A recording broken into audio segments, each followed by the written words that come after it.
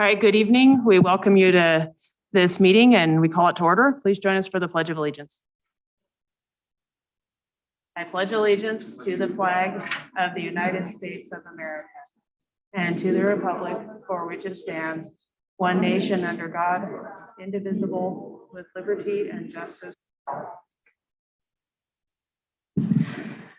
Item 1.3 is approval of the agenda. I move to approve the agenda. All right, second, any discussion? All right, all in favor, please say aye. Aye.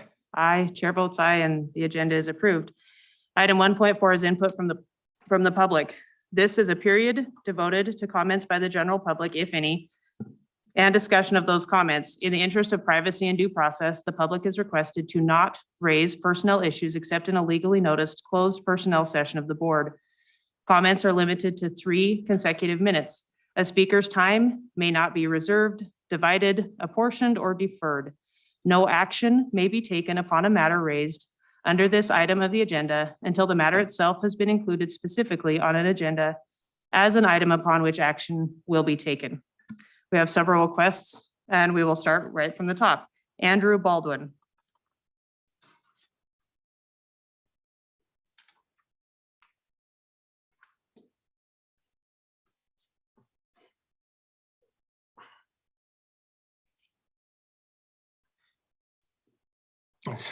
September 11th, 2001, I woke up for what was supposed to be the normal day of school. To my surprise, that did not happen. My mother called me into her room to show me what was on the news. I looked at the TV and witnessed one of the 2 towers with smoke coming out of the upper portion. As we watched and we witnessed another plane strike the second tower. We then knew that this was no accident. We did not know who could have done this or for what reason. That day I watched 2,977 people die at the hands of terrorists. I went to school and sat there with my peers in disbelief. That day, the people of the United States of America all agreed that we would never forget. Fast forward exactly 20 years, and it appears that we have forgot. My kids have not heard or been taught one thing about one of the most deadly attacks to ever happen on American soil. I ask why. How is it that an English teacher is teaching our kids about BLM and LGBTQ just yesterday, but no mention of how our country's heroes risked and gave their lives to protect our nation from terrorists for 20 years? I am asking the board to open a full investigation into what our kids are and are not learning in schools. To go along with this, I request that we hold a special election so our school board represents the community We do not need a board appointed to create an extremist agenda like we are seeing. The school board is here to represent the students, the parents, and the teachers, not the teachers union. Thank you.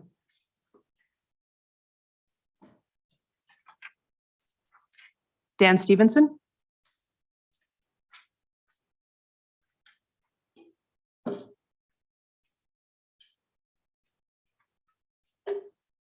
Getting kind of regular. Welcome back. Okay, I realize that the board is in a difficult position here. I do realize that. Upon the election of our current board members, I'm pretty certain that no one anticipated that 5 of the 7 members of this board would be gone today. I don't know the entire history of our school board, but I'm pretty sure this hasn't happened before. We are currently experiencing what I would consider to be pretty special circumstances. Instead of 1 or 2 missing board members that need to be replaced, we now need to replace 5. And appointing 5 members was never anticipated either in our policies or by the NRS, I'm pretty sure. It's pretty much unheard of, I think. I also, and I brought this up before, believe that it's unethical for 2 people to appoint 5 members to a board over 24,000 voters in our county. If things were normal and we were appointing 1 or even 2 members of the board, things would be being done by 6 or 5 board members, not just 2. So we would have the checks and balances in place that would be expected to happen under those circumstances. Unfortunately, those checks and balances are gone right now. Not only do I consider this unethical, it may also be illegal. But I'm not going to touch base on that because we've heard on that before. And I think we'll probably hear about it more. I'm no legal scholar, so I don't pretend to know everything about this. But I will tell you this much that I do know. A lot of what this board does depends on the public's perception of their legitimacy to do business. If you lose that perception of legitimacy, you will have a terrible time. You think you're in trouble right now, I think you will really find yourself having difficulties. Legitimacy and trust is something that once you lose, you're not going to get back. And I think you're pretty close to that point right now. So thank you very much for your time. I appreciate it. Thank you.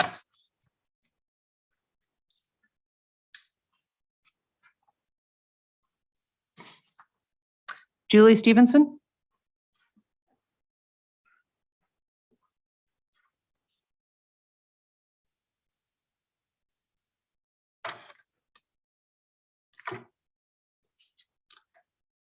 The Elko County School Board has had policies put in place for years, and these policies are what lays out the format for the board's procedures.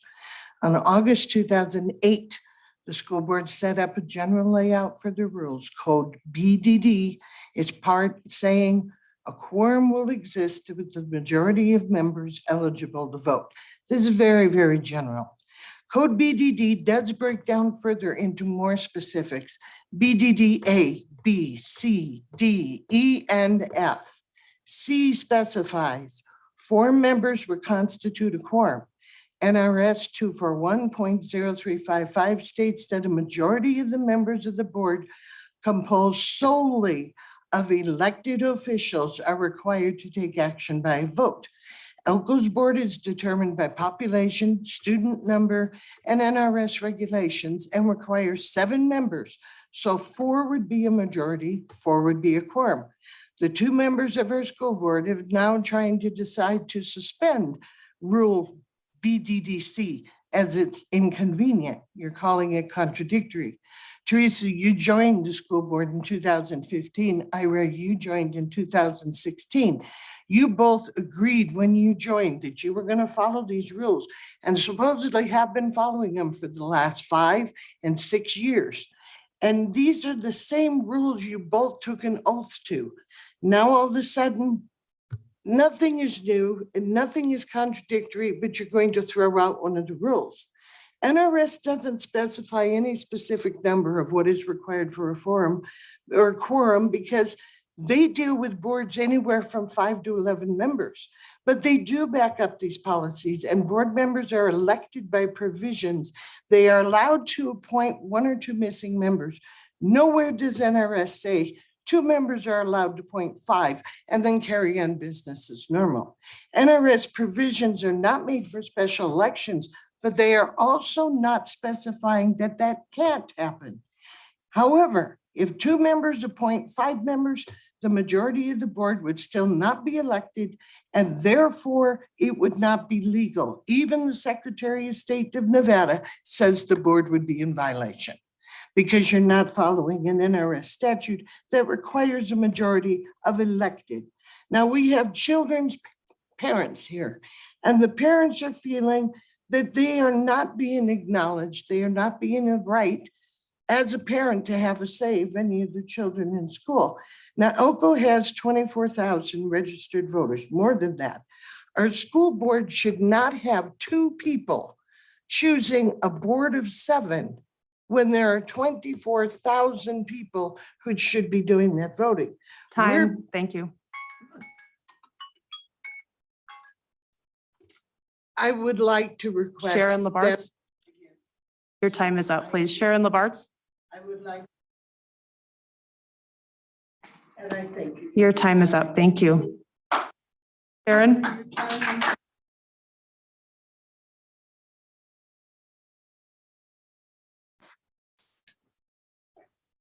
Hi, Sharon Labartz.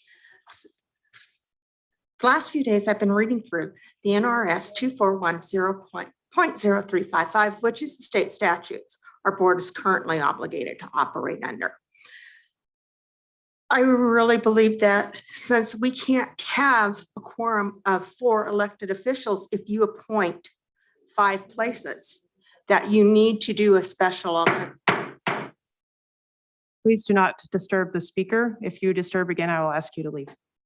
Please continue. Thank you. I paused your time. I believe that since we should hold a special election, get the seats done and get it over with, because nobody in the state I've talked to has ever had to deal with this situation before. So we're in uncharted territory as far as everybody is concerned. Secondly, I have been researching the statutes and I cannot find where it says that you can hire for an interim superintendent or anybody for a superintendent position. That's an LLC or a consulting firm. I have nothing against Mr. Zander personally, but if he wants to be the intern superintendent, then he should go back into the PERS system, just like anybody else who would be taking the job. And also, if he's in a consulting firm, he is also in a position where he could be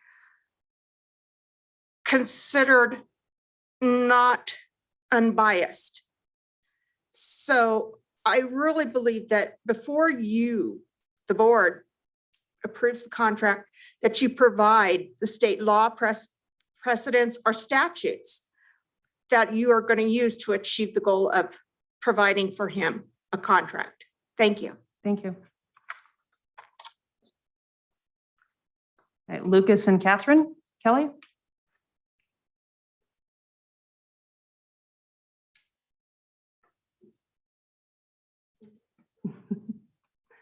Catherine, it looks like you'll go first. Yeah. All right, thank you. Hello, Board of Trustees. Oh, my name is Catherine and I live in Spring Creek. I just realized I didn't say that.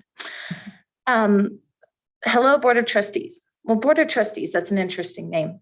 I looked it up on Oxford Dictionary just to make sure I understood the true meaning of the word. It's an individual or member of a board that's been given control or powers of administration of property in trust with legal obligation to administer it solely for the purpose specified. I want to focus on that phrase in trust. I know we don't see eye to eye on everything, and that's okay. I agree to disagree because I love that about America. But with that, I should be able to trust that you guys are making the best decisions with what you have. The rumor mill in this town is out of control, It's confusing, it's conflicting, and it's unnecessary. The board should be able to purposely release statements clarifying matters in which the public has shown clear distress. I'm not asking for every little thing to be brought up, but when there are matters that are absolutely out of control, the board should be able to really release some sort of public statement acknowledging the facts of the situation. This would help to build and keep trust in the school board with its trustees. By not releasing and addressing confusing and untrue statements, you are promoting further discord and distrust within our community. Within that note, on the agenda tonight, we'll be requesting, reviewing, and approving a possible request for religious exemptions. I urge you to continue to allow exemptions. Please allow me to maintain my religious freedom and what I decide to do with my body. When did Me Too not include vaccines?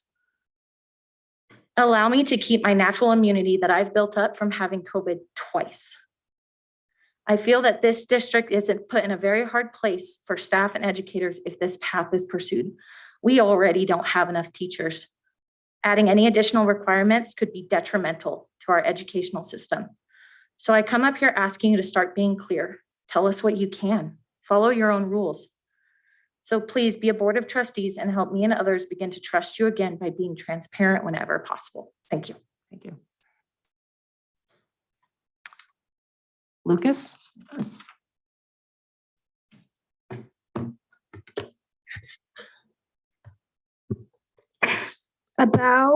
Thank you so much for allowing me to speak. I want to talk to you about masks. First is masks on my teachers. I think it's annoying and unfair that the only time teachers can't wear a mask is at home or when no one's in class. Other teachers in other states don't have to wear masks. I put myself in my teacher's shoes.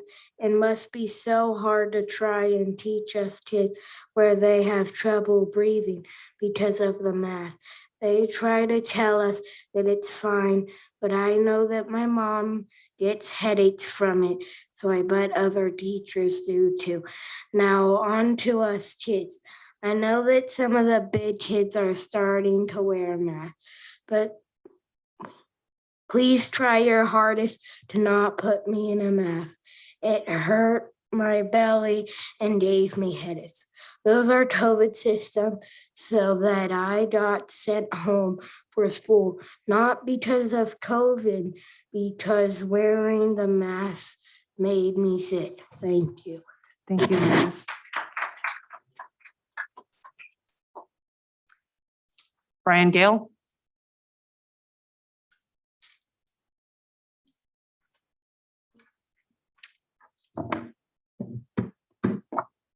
Brian Gale, Ruby Valley Rancher. I'm going to finish up the comments of the previous speaker.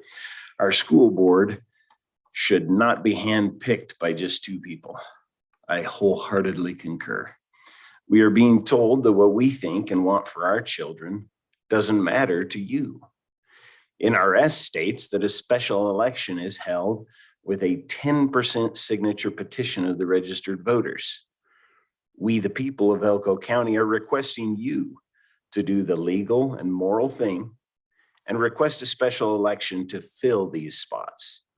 This is not a terribly difficult thing because we already have a special election approved and scheduled for December 10th. Thank you for your time and consideration in this manner. Now for my own comments. I learned a couple of hours ago that there is an outbreak of COVID-19 in Wells, Nevada. I'm glad I learned that because there was certainly no other evidence than what came on the phone.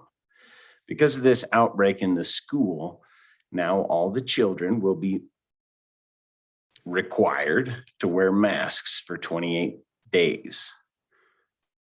This is not law. This has no portion of law in it.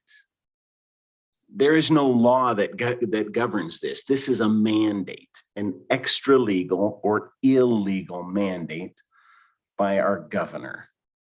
If this were a law, it would mean that the legislature would endorse it, which they have not.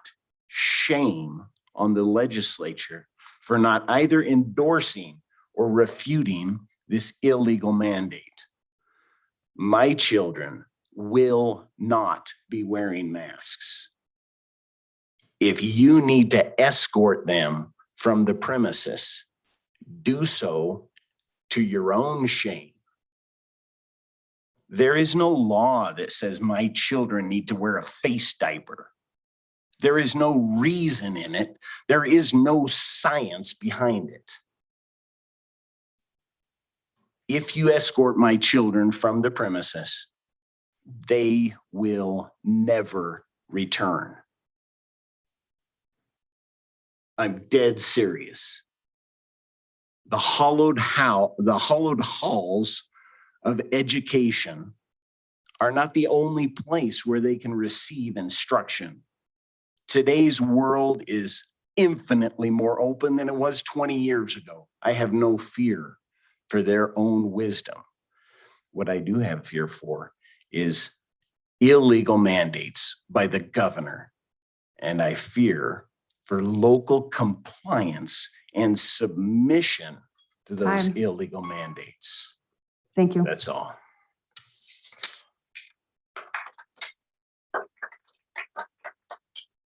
I don't have any other requests. Is there anyone else who wishes to speak? All right, thank you. We will move on to item 2.1, our superintendent's report.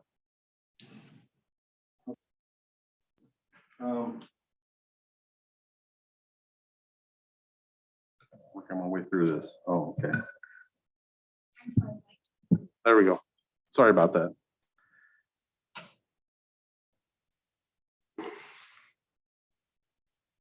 Okay, the first thing listed on the superintendent's report is the construction update, and Casey is here to talk in detail of those projects if you have any questions.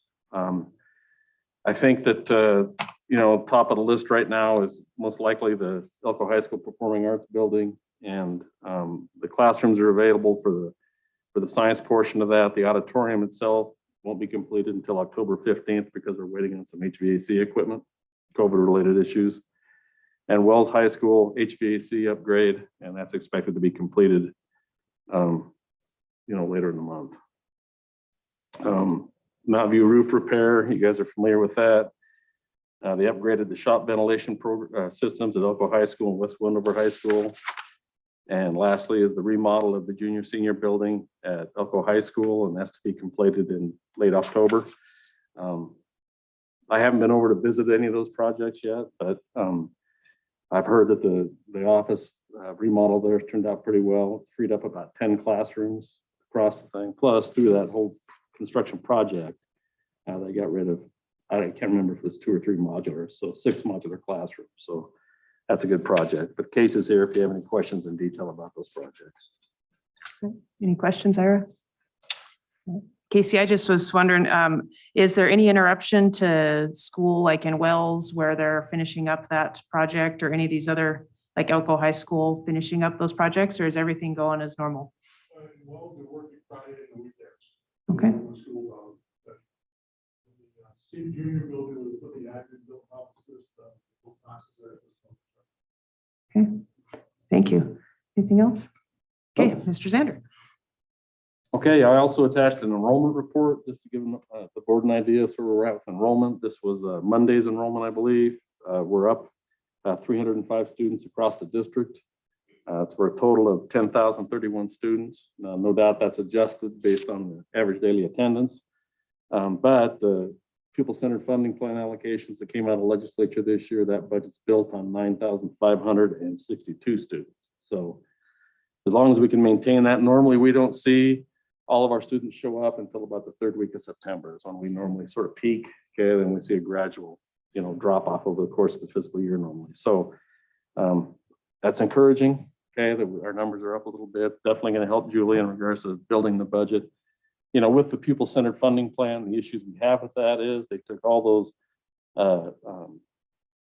grant programs, okay, that were outside the general fund, the state-funded programs, and they pushed those back into the general fund. Okay. And so right now there's a significant reconciliation going on statewide, okay, to determine funding levels and how it all adds, because we believe, okay, that we're pretty certain that we're seeing about a $3 million shortfall in funding, you know, on a whole. But until we can understand the ramifications and the accountability of those categorical monies, and whether it's going to maintain those same requirements they had that when that was a special revenue fund, okay?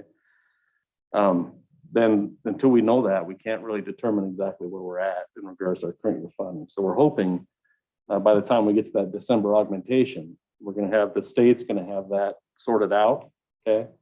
And then we're going to be able to make some determinations upon development of that augmented budget in December and educate the board at that point in time in regards to where we're actually at with this year's funding.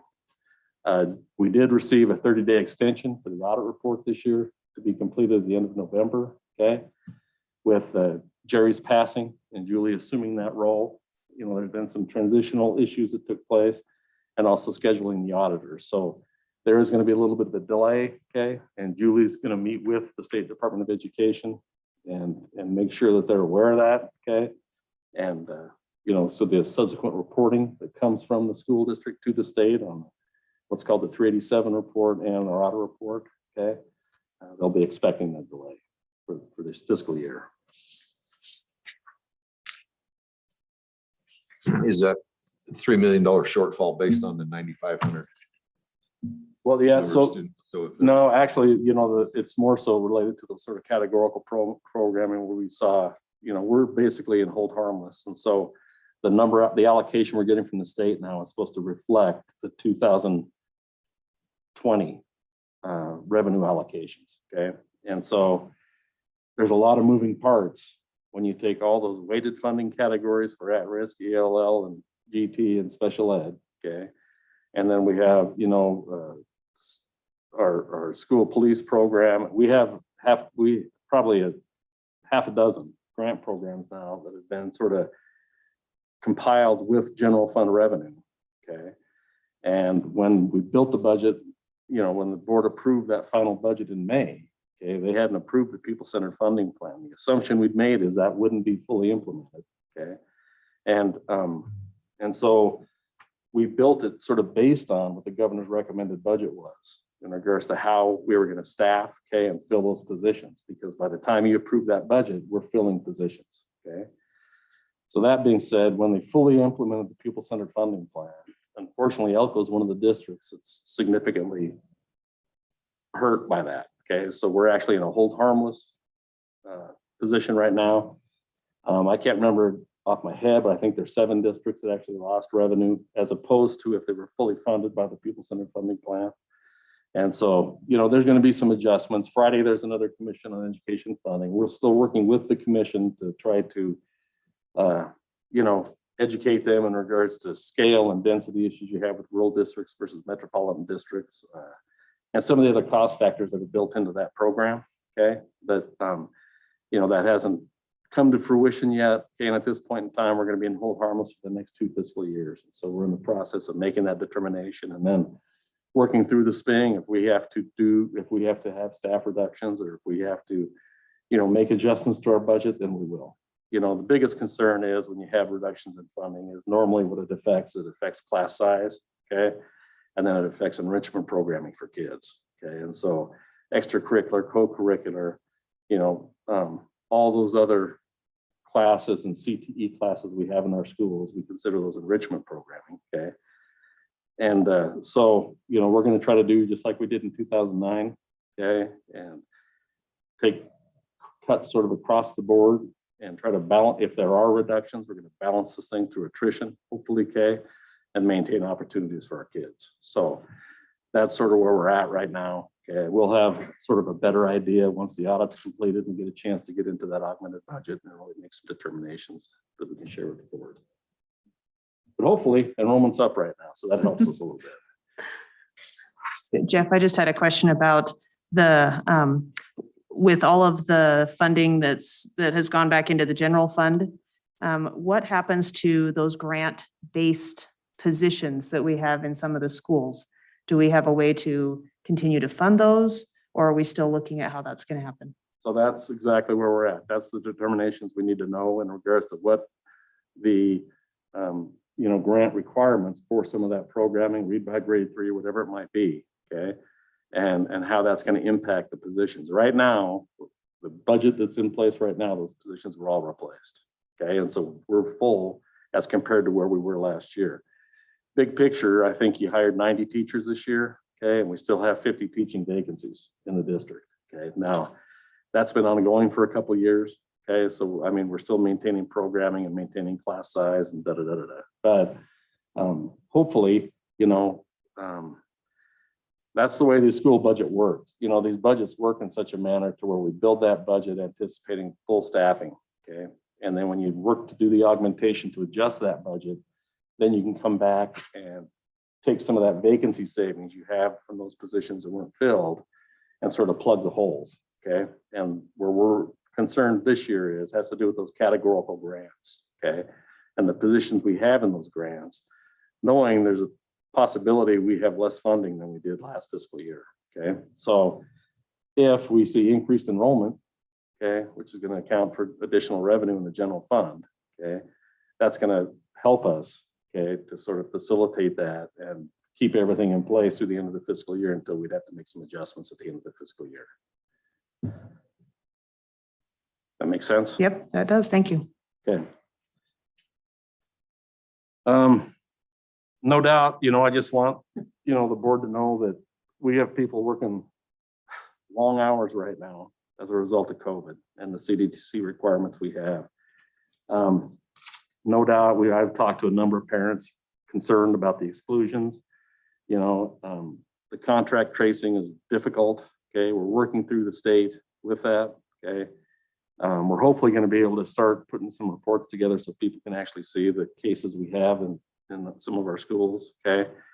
The local public health officials set the threshold for an outbreak at 10 kids, okay? So no matter what the size of the school, an outbreak at 10 kids requires everybody wear masks, okay? It requires 3 feet in distance, okay? The kids need to stay apart by 3 feet. And there's a couple other criteria with that. And the requirements based on the CDC requirements, you treat people differently, whether they were vaccinated, whether they had a mask on, or whether without a mask. So we're sort of working through all of that right now. It's compounded all the other things we have going on in our schools right now.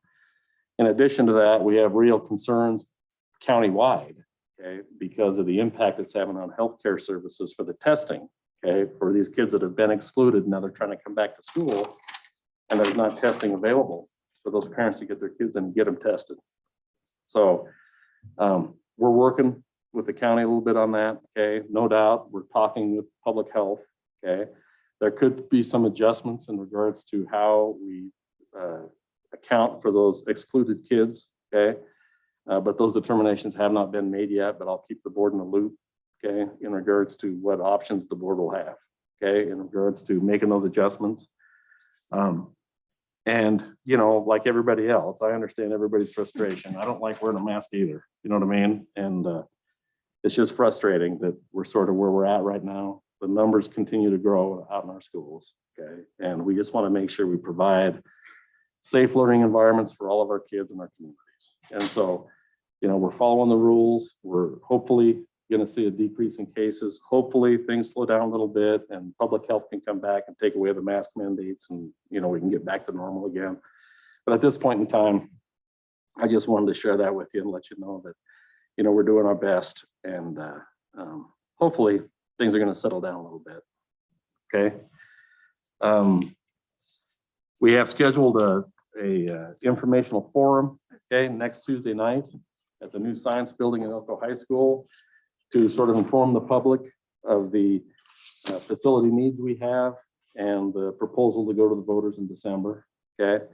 This is in no way something on the district's behalf, okay, to encourage passage, more so as an educational program to put in place so when people understand the needs we have, people understand the impact on tax rates, okay?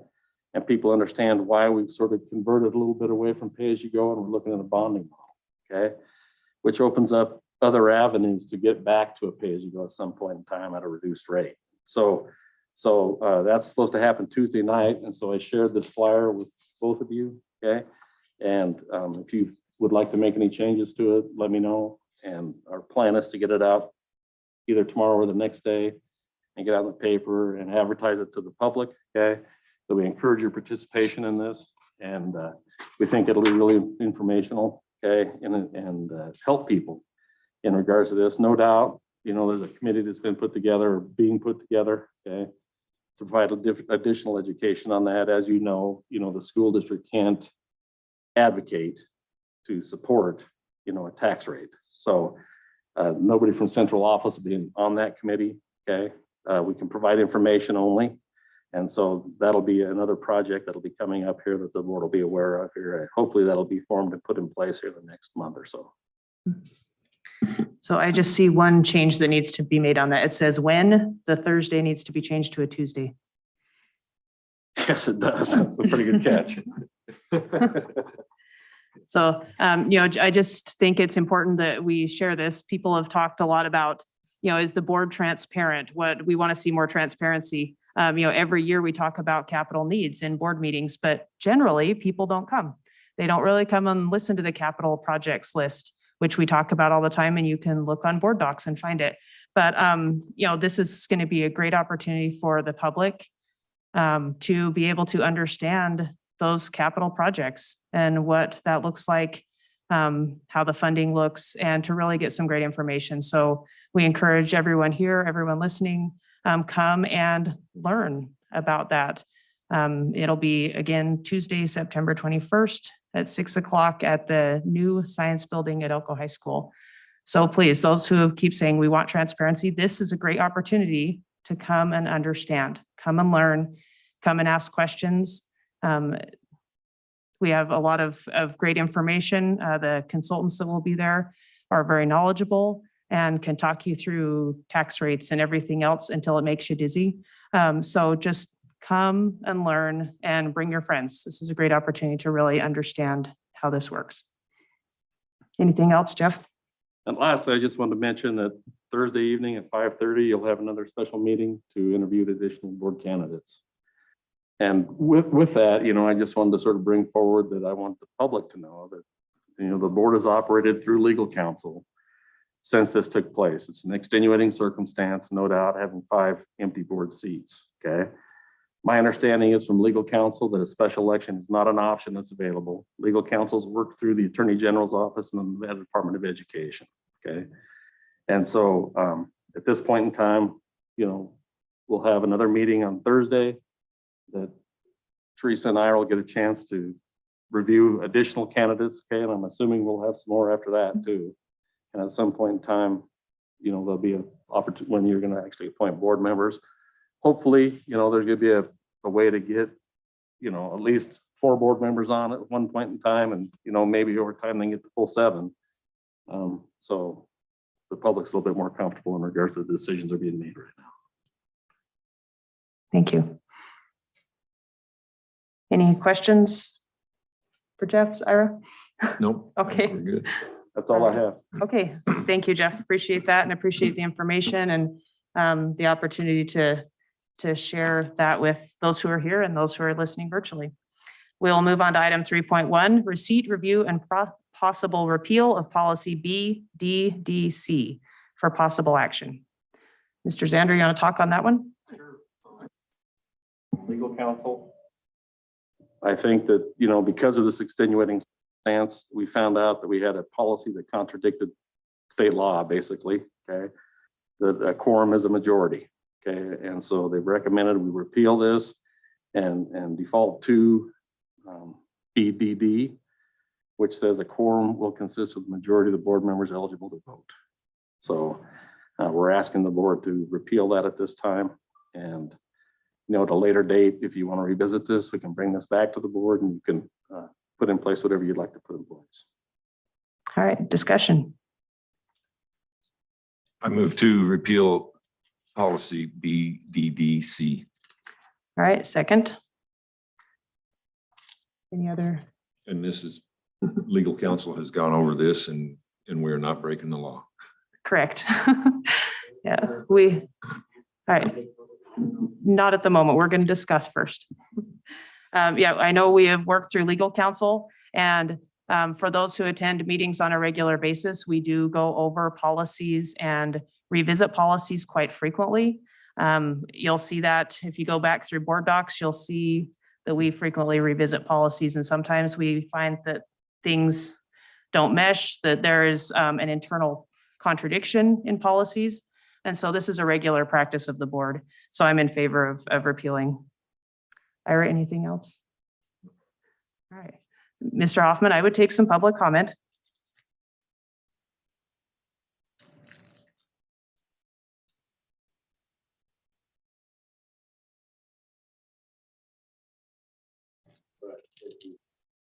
Comment essentially this evening in opposition to this, to taking this. I felt it necessary to stand up and state my support for this action.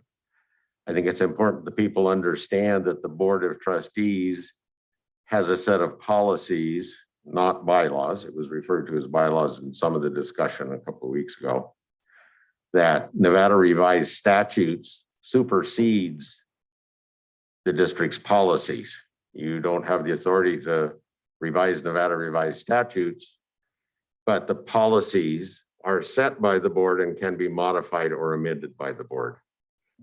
The action that you're considering here will align the policy so that it is internally consistent, because right at the moment it is not internally consistent, and it will align it with NRS. And I just have to say one additional comment. There is no legal basis that I can find for a special election. Nevada revised statutes clearly gives the remaining members not only the authority, but the obligation to appoint board members to get to a full board.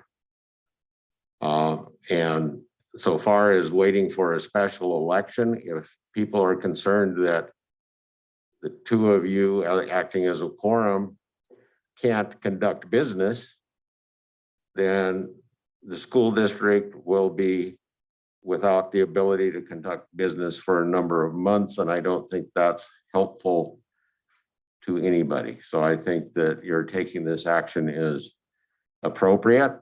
And I just hope that you can expeditiously fill out remaining members of the board as transparently and openly as possible. Thank you for your time. Thank you. And we appreciate all who have commented on this topic. Any other thoughts before we vote? Okay. Okay, yeah, we'll take a couple more public comments. Go ahead, Mr. Gale.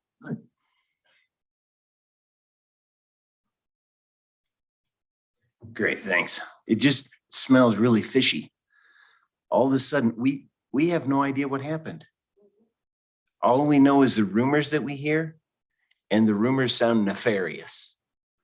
It sounds like there is some force that's acting in opposition to our will, that you two still stand, and for what reason? Because who knows why? You know, we elected some good people that we liked. We liked them a lot. Now they're gone, and they're going to be replaced by the two who didn't get affected by the same thing that everybody else was affected by. Do you see how that can smell like a rat? I'm just saying I would avoid it. We could just coast ahead until we get a special election done. And that would restore trust from the public. That's all. All right. Thank you, Mr. Gale. Please.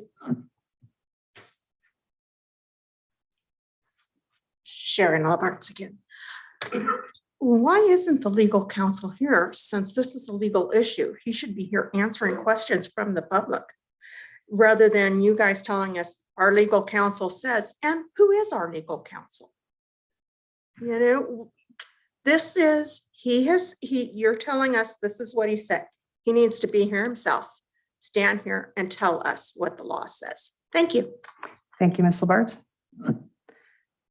And just to address a couple of these items, since this is on the agenda, and Ira and I can speak to items that are here, and so can Jeff, our legal counsel advises us on a regular basis. And it is our job to take that advice and determine how we will move forward with it. So our legal counsel does not need to be present when they've already provided an opinion. They have already determined that this is appropriate and the way we should move forward. Anything, Ira? The legal counsel is the legal counsel of the board, and it's not the public's legal counsel. So he's here to answer our questions, not the public's questions. It's Rob Sawyer. Rob Sawyer, Wilson. Yeah. All right, do we have one more public comment? We'd welcome you to have it, share it. Thank you.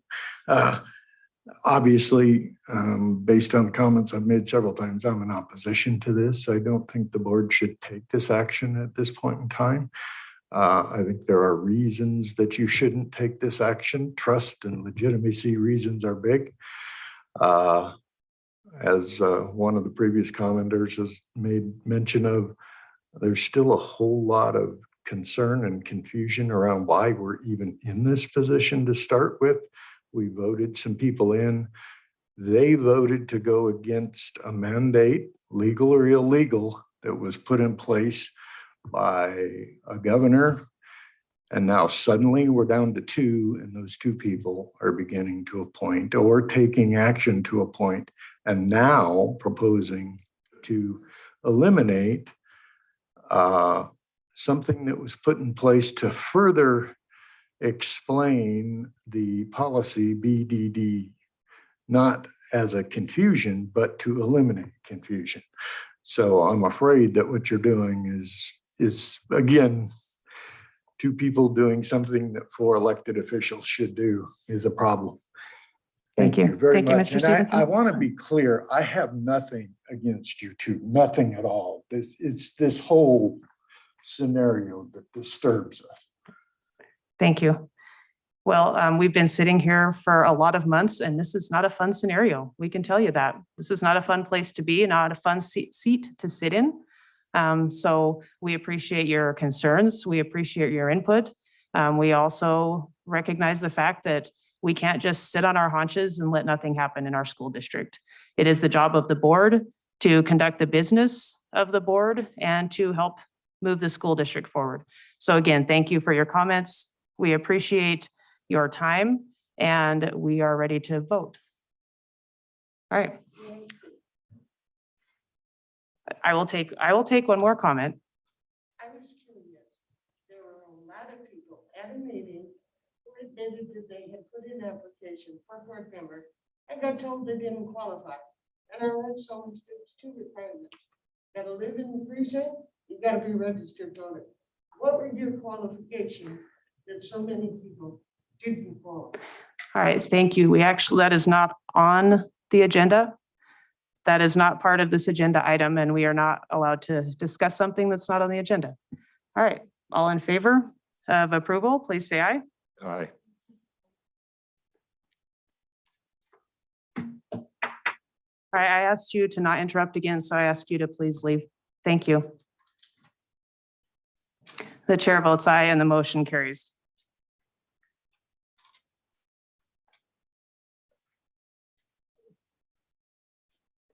Item 3.2 is receipt, review, and possible approval of an amended contract with Zander Consulting LLC for possible action. All right, So Mr. Zander. So I provided a copy of the contract. Okay, I had a contract in place with the district. I was doing accounting services and lobbying in regards to people-centered funding, not lobbying, but representing them on behalf of the people-centered funding plan. So I've amended that contract for and becoming an interim superintendent are 2 different positions. Okay, so I increased a little bit, and then I have obtained the professional liability assurance as aligned in the contract, and Rob adjust the contract and drop policy into that contract. So, when we discussed this from the start, I told you I was happy to sort of come back and give you guys a hand and hopefully help you replace the board and work with board members to educate them on their roles and hopefully calm some of the people down in regards to concerns about transparency. Okay. And so I'm more than happy to do that. It's been sort of a swirling dervish for the last week or so and getting back in the swing of things. For those people that don't know, I was for 8.5 years and retired 3 years ago. And I worked in central office for 31 years, almost 32 years. And so I'm familiar with this. I sat through board meetings for 32 years. So I'm familiar with what's going on. And, I want to just let everybody know, okay, that, my number one goal in regards to coming back is I came back because I care. Drowning worms periodically and sort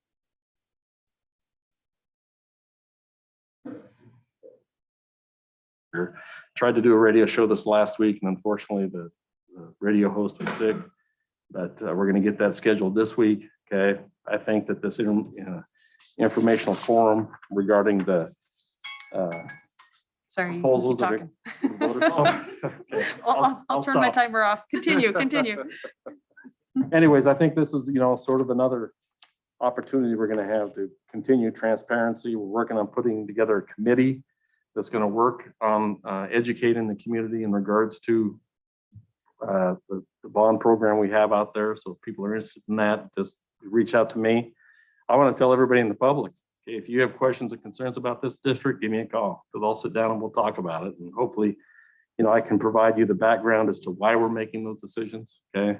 And, the other way I can understand sort of where you're coming from. And that's always the process. When I was a superintendent, I tried to be an educator, you know what I mean? And I was never an educator. I was a CFO, but, hopefully I can help you guys out a little bit.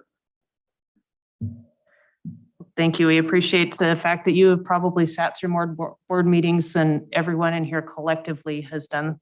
And we're grateful to have you on board to be able to help train new board members and help with everything else that's going on in the district. All right, discussion. Ira? Thoughts? I move to approve the amended contract with Zander Consulting LLC. All right, second. Any other discussion?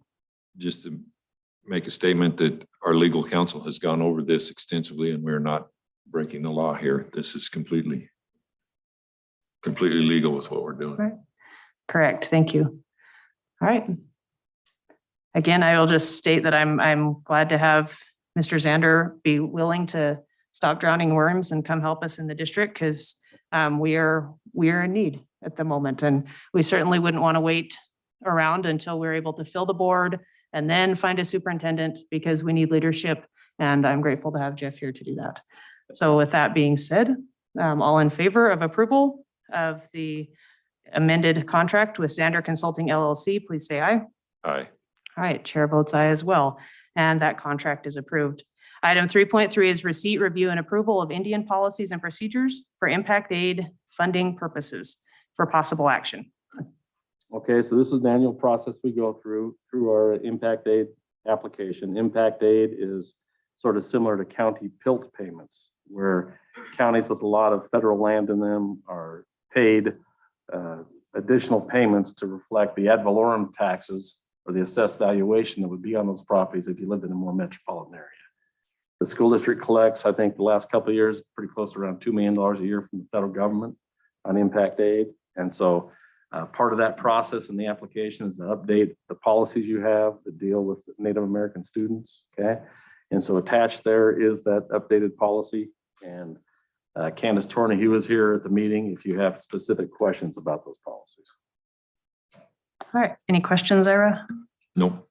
All right, Candace, anything you'd like to share with us? I know this is new territory for you being in the district, but we'd love to hear your thoughts or anything you might want to clarify. This, and Jeff, you said it wonderfully, so thank you. We do send out verification forms to different entities. We have the local Forest Service, the Bureau of Indian Affairs, the Bureau of Land Management, and the United States Department of Agriculture. And so what you're talking about is the policy that we have these. Let me find my notes real quick. We have these monthly meetings that we do with the Indian Impact Aid and Title VI. And we meet with tribal members and community members and just walk over the policies and the programs in the school, make sure that everything is speaking to each other and copacetic. And so it's important that we do this. So thank you. All right, thank you. All right, any other questions? I move to approve the Indian policies and procedures for impact aid funding. All right, second. Anything else? All right, all in favor of approval, please say aye. Aye. Chair votes aye as well, and that motion carries. Item 3.4 is receipt, review, and possible acceptance of the bid for the Spring Creek High School, Spring Creek Middle School, and Sage Elementary School natural gas conversion projects submitted by Charles H. Chester Plumbing and Heating Incorporated, and conditional award of contract to that bidder for possible action. Okay, so this was a bid that went out to retrofit those three schools, okay, Spring Creek High School, Spring Creek Middle, and Sage Elementary, so they can convert from LP gas to natural gas out there. Thankfully, they're already at a couple of the schools out there. Casey thinks that there's a pretty good chance that we might have this fully implemented and in place by the end of October, okay? I think we're anticipating about, did you say 60% savings or 40%? I was hoping, budget guy. I wouldn't want to say. Always hoping. But we're really hoping that we will see a 40% savings, and that's a pretty significant amount of money for what we pay for LP gas out there. Probably somewhere in the area of, $75,000 a year or something like that. And so anyways, Casey's here. You can talk in detail if you have any questions about what that project entails. All right, any questions, Ira? Nope. All right, well, Casey, do you have a date? Are they gonna do these one at a time? I know they have pretty big crews out there working on things. Are they trying to get it all done at the same time every school so everything can open up at once, or what's the plan there? I think one school at a time, so you just get all the resources to and get it converted over quickly, because it's a period of time where we won't have gas. Built all of these at school one at a time. Okay, Before it gets very cold. yes, let's hope. All right, I move that the board accept the best bid for Spring Creek High School, Spring Creek Middle School, and Sage Elementary School natural gas conversion project submitted by Charles H. Chester Plumbing and Heating Incorporated, and conditionally award the contract to that bidder, subject to the timely submission to the district legal counsel of all documents required by instructions to bidders, including signed contract, proof of required insurance, issued performance bond, issued payment bond, and complete project apprenticeship report. all right, second. Any other questions or discussion? All right, all in favor of approval, please say aye. Aye. Chair votes aye as well, and that is approved. Item 4.1 is our consent agenda. I move to approve the consent agenda. All right, second. Any discussion? All right, all in favor of approval of the consent agenda, please say aye. Aye. Chair votes aye, and the consent agenda is approved. Item 5.1 is a report from our NASB director. Mr. Wines. Well, we had a meeting Friday night. Most people were virtual. The meeting was in Las Vegas. I was virtual. A lot of talk about the pressure that school boards are under right now, and that took up most of the meeting. So we're definitely not in this alone. It's the school boards clear across the country are under a lot of pressure. All right. And that's about it. All right. And I guess the only other thing is the conference for training is still on in November, correct? Yes. Okay, excellent. We'll plan on being there to receive the training that all boards need to receive. All right, item 5.2 is items from board members. Ira, do you have anything else? I just gave you my items. All right, well, I just want to report, it's been fun to watch everyone get back to school, the beginning of year celebrations. It's been a crazy time with COVID and exclusions. And just want you to know you're not alone if you've had a child that's been excluded. I've had 2 at home and a third, and it's quite a process. So I totally understand the frustrations of that. I have athletes, I have kids in every age range, and I understand the frustrations of the testing and the exclusions and the masks and everything else. And I am certainly hoping that the numbers can calm down and we can get everybody back to being able to choose whether they're going to wear a mask or not, because I know that's challenging. And I know we've had, hold on, I'm going to look real quick so I make sure I get the name right. All right, I know we've had Lucas come several times and talk about how difficult it is to understand his teachers with the masks on and to, how it makes him feel. And again, we totally understand that and wish things could be different. And let's hope we can see some positive change. But that being said, it's been great to see our athletes back on courts and on fields and doing the things they love, seeing our kids loving their classrooms and learning. So it's just an exciting but challenging time of the year.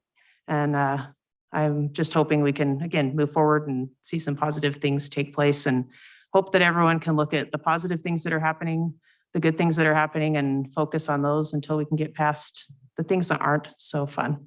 So that's my comment. All right. We'll move on to item 6.1, approval of the accounts payable. Okay, I move to approve accounts payable for September 14th, 2021. All right, and I think we can do them all at once. I will be disclosing that I have a family member who works for Wells Rural Electric. And in conference with our legal counsel, I do not receive any money and am in no way connected to any money that comes from that. So with a two-person board, we do need to approve our accounts payable. So I am disclosing that I have a family member that is part of that, but with a two-person board, we are able to make sure we pay the accounts payable. So. And I move to approve all accounts payable. All right, I second that. Any questions? I know we have Julie here to answer questions. Do you have anything you want to share with us, Julie, just for fun?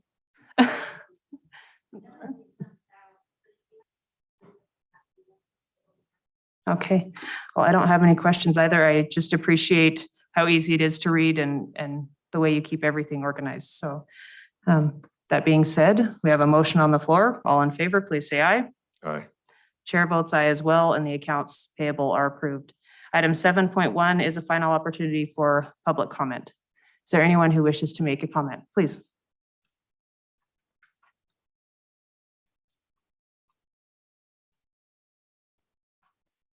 Hi, my name is Devin Baldwin, and I have two children currently at Spring Creek Middle School. I have one at Liberty Peak. My daughter was sent home last week for a close contact. She has been quarantined since. And my daughter is a very good student. My daughter is avid about checking her Google Classrooms. And in these going on 6 days that she's been home, granted, she's not eligible to go back to school till the 20th. She has received 3 assignments total. She has 7 different teachers. There are 3 assignments. How far behind are we going to let our kids fall? How many close contacts are we going to have? How many times are our children going to be sent home to quarantine, but yet your in-school curriculum and your online curriculum are not cohesive? I tell you what, I have never been so close to homeschooling my kids in my life. I will not let my children be part of the dumbest generation, most least educated generation in the last century. So if things don't come together and start working, I will be pulling my children out. Thank you, Ms. Baldwin. Anyone else, please?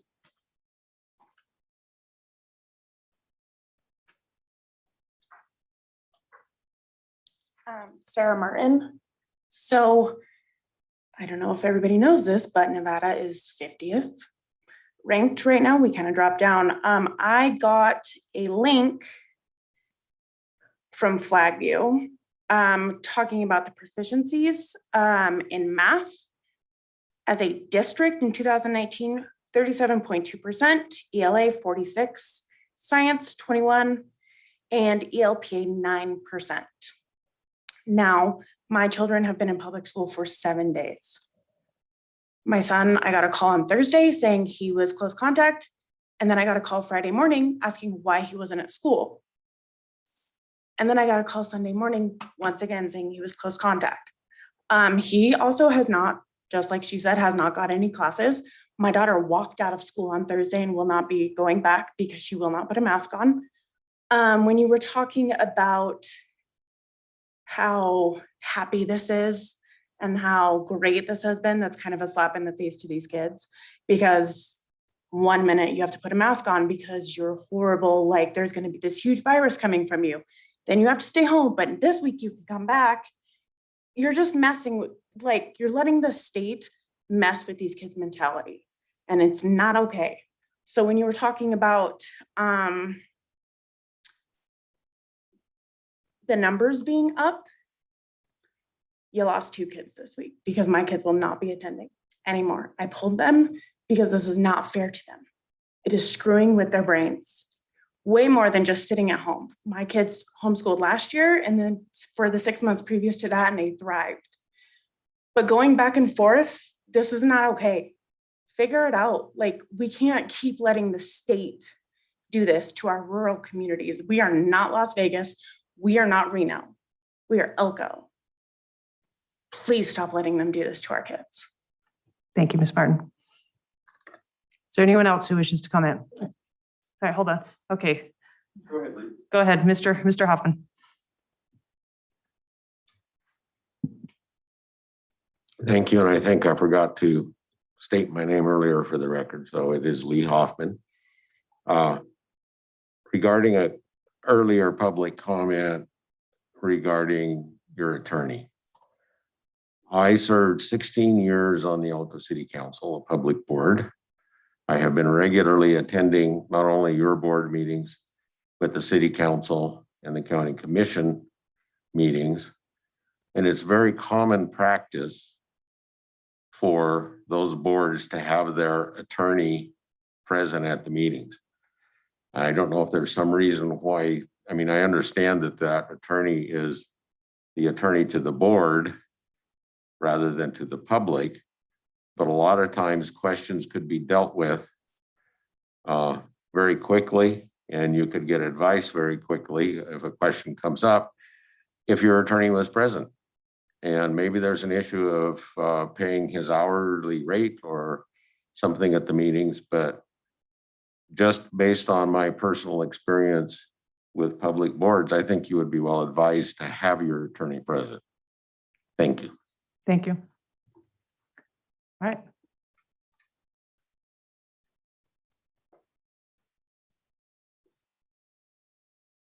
Thank you, Madam Chair. Member Wines. My name is Matt McCarty for the record. Under agenda item 5.01 this evening, you indicated a NASB conference in November. Because I'm just not being as diligent as I could be, can you expand on the date of that November conference? Go ahead, Mr. Renz. See, it is 12th and 13th. So it's the 12th and 13th of November. Great. in Thank Lake you. Tahoe. Okay. And the training is on the 11th. Okay. Thank you. Training on the 11th, conference on the 12th and 13th. Will the training be offered remotely? Say that again, please. Will the training be offered remotely? Or is it in person only? I don't know. I can find that out. Okay. And let Thank you. know. Yep. Thank you. All right, do we have any more public comment?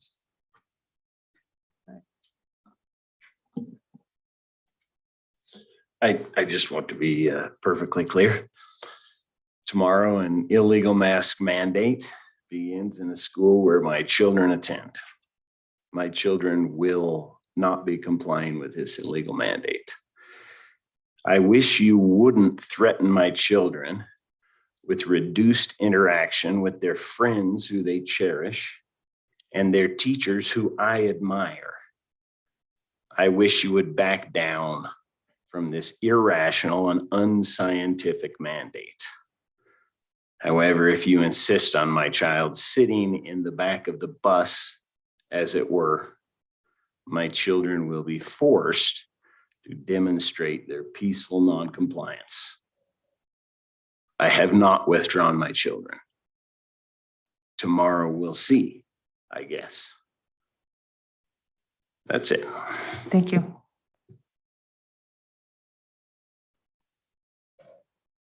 All right, we got one in the back. All right, okay, go ahead. No, I'd like to be at the end. All right, come on up.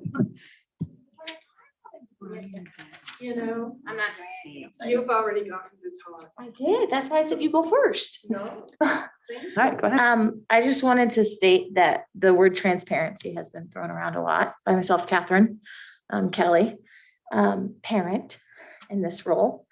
And I think that having like the people in the crowd to answer questions, elaborating on documents, like I was so shocked why they were paying you so much. I'm sure you're worth every penny.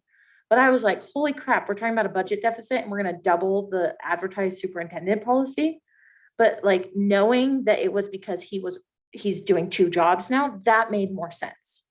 So you guys adding those little details every now and then really helps kind of, whether we like it or not, at least helps us explain your rationale. And I wanted to tell you that I think that that is something that should continue. Well, that's Thank it. you. Thank you.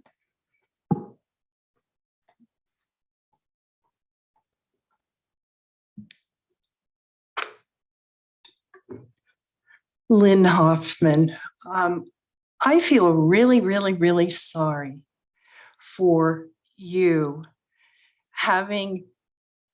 being blamed for these policies that are happening. And I feel really, really upset that our public health officer, Dr. Bryce Putnam, who is being paid by 3 different entities, is not here to talk about these policies, to hear what the parents and the students have to say. And when he was here last time, he came, he gave his talk. People had questions for him. I was watching on YouTube, and he left. This is not right. This is not fair to our city. This is not fair to our county. And this is really not fair to our children. And it's not fair to you. So I hope he will step up. I have emailed him with questions. Many people have wanted to talk to him, and maybe you can talk to him. But he does not want to talk to the public. And he is being paid to lead you in whatever direction. So again, I feel sorry for you. And Dr. Bryce Putnam does not make me happy at all. Okay, thank you. All right. I don't see anyone else that wishes to make comments. So thank you for being here with us virtually and those who are in the room. This meeting is adjourned.